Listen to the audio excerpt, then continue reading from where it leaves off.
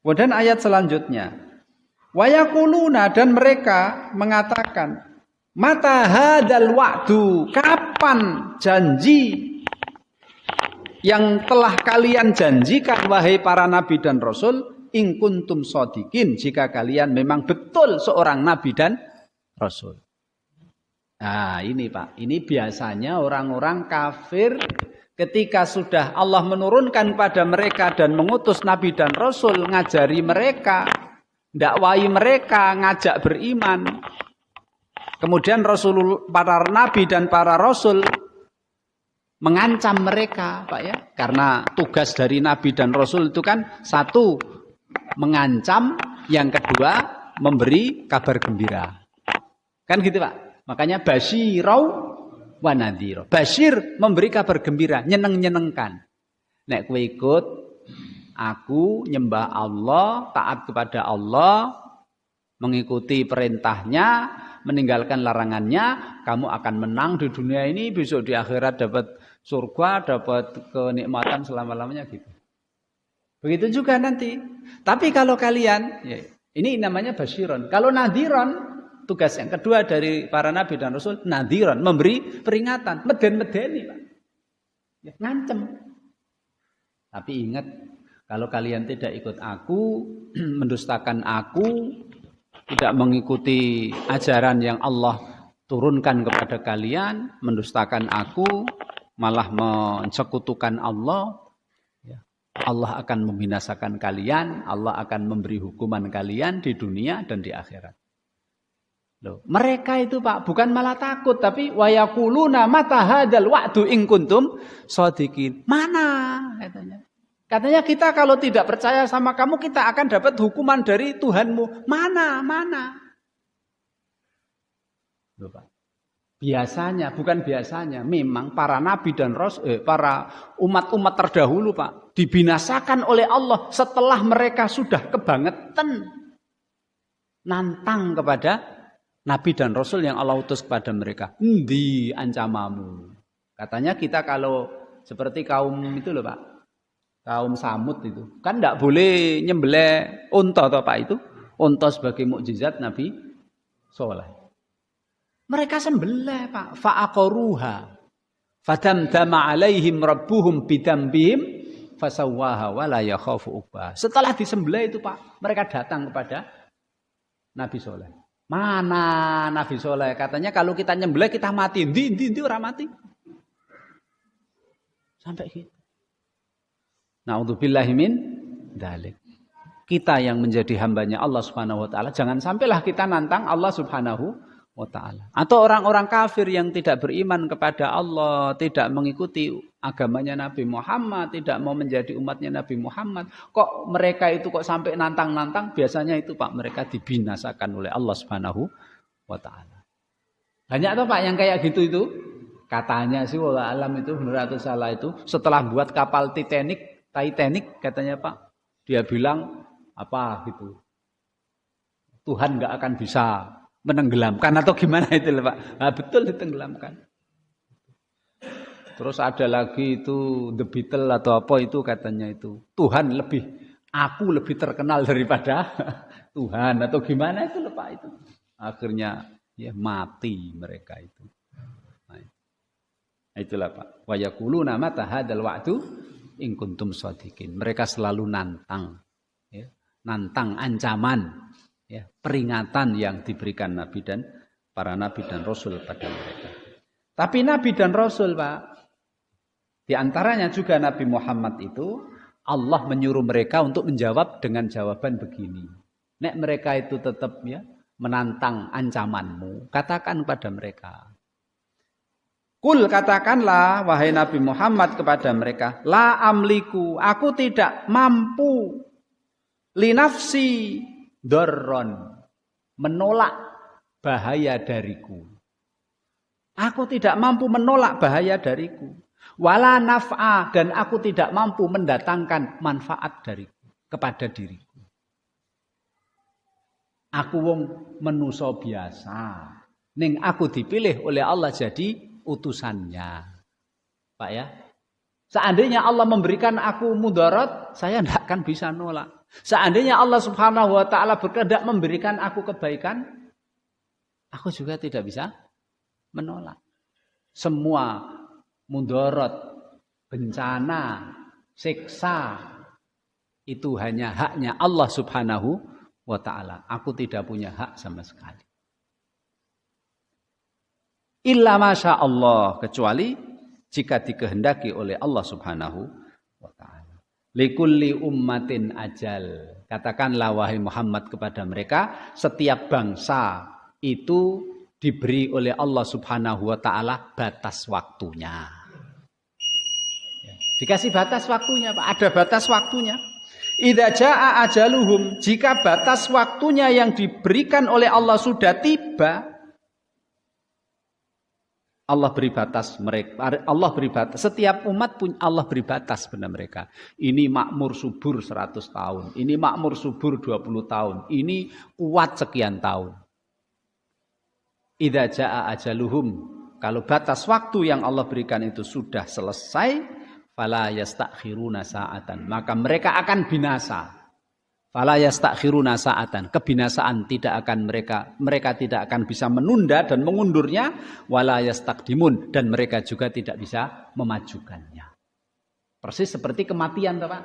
Kehancuran bangsa itu seperti kematian. Kalau sudah datang karena Allah sudah menetapkan umurnya orang sekian, kalau kematian sudah datang, nggak bisa diundur, nggak bisa dimajukan.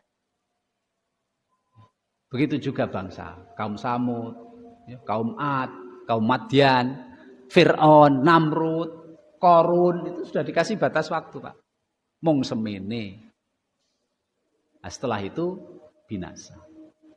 Ya kita lihat Pak, bangsa-bangsa sekarang itu. Dulu Soviet itu wah hebatnya rak karuan Pak. Tapi ketika Allah sudah menetapkan ambruk tahun sekian, ambruk sampai sekarang wis tidak bisa berdiri lagi. Begitu juga Pak. Kerajaan-kerajaan di Indonesia juga begitu kan Pak. Sudah dikasih batas. Ya, Majapahit sekian tahun, habis itu selesai. Ya. Sriwijaya sekian tahun, habis itu selesai. Likulli ummatin ajal. Idza jaa ajaluhum fala yastakhiruna sa'atan wala yastaqdimun. Kul katakanlah kepada mereka wahai Nabi Muhammad, orang-orang kafir yang menentang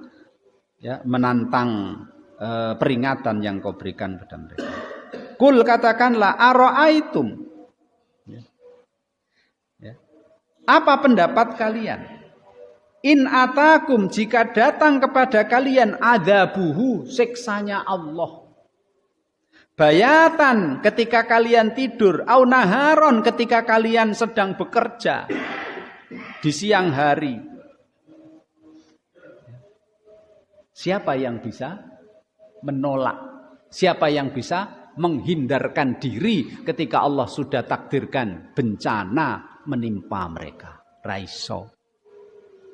Jepang ana tsunami kapan itu Pak? Siapa yang bisa nolak? Siapa yang bisa menghindarkan diri? Raiso. Nah, kita juga hambanya Allah ini Pak. Ketika Bantul 2006 greg-greg, siapa yang bisa menghindari greg-greg? Siapa yang bisa menolak? Madza yasta'jilu minhul mujrimun. Apa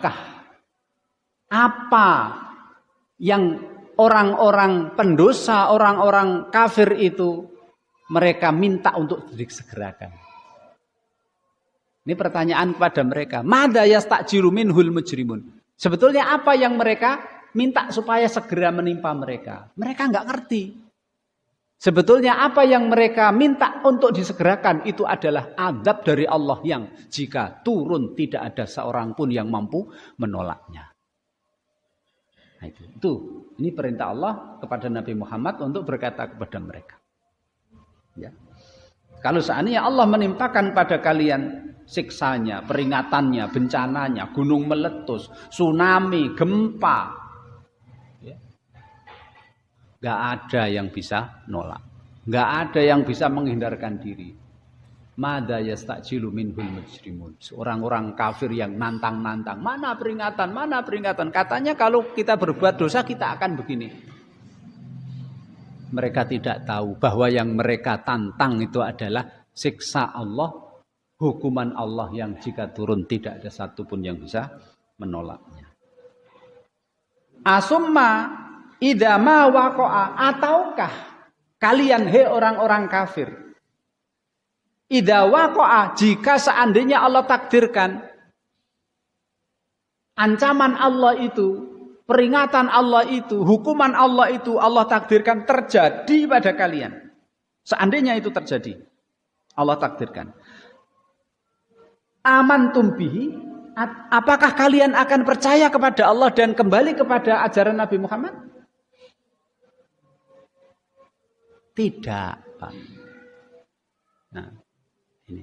Seandainya Allah itu betul-betul menimpakan peringatan dan bencana kepada mereka, mereka tidak terus sadar, agama ini Nabi Muhammad sing bener, ndak Pak, ndak. Contohnya adalah Fir'aun, ya Pak. Dikasih belalang, tidak mau percaya.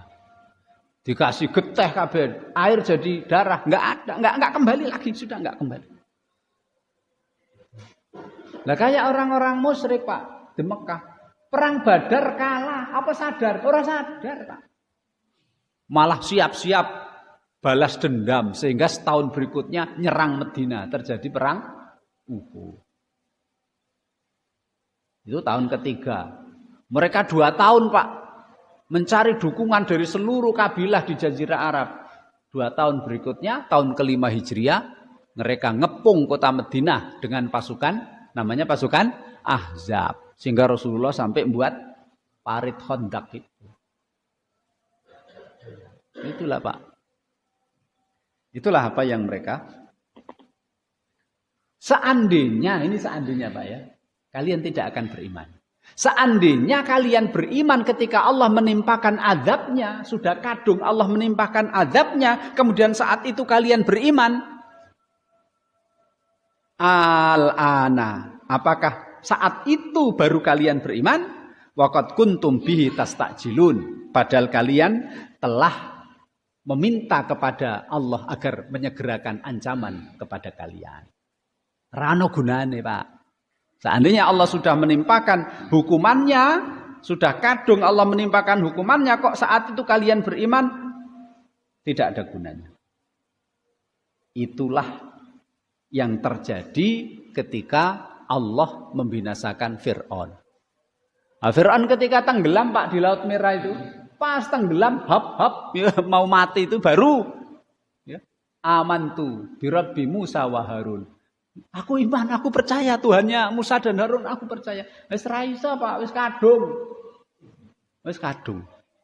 Sudah. Kemudian dalam sebuah riwayat itu sampai Jibril itu ngambil debu dari dasar laut kemudian disumpelkan ke mulutnya.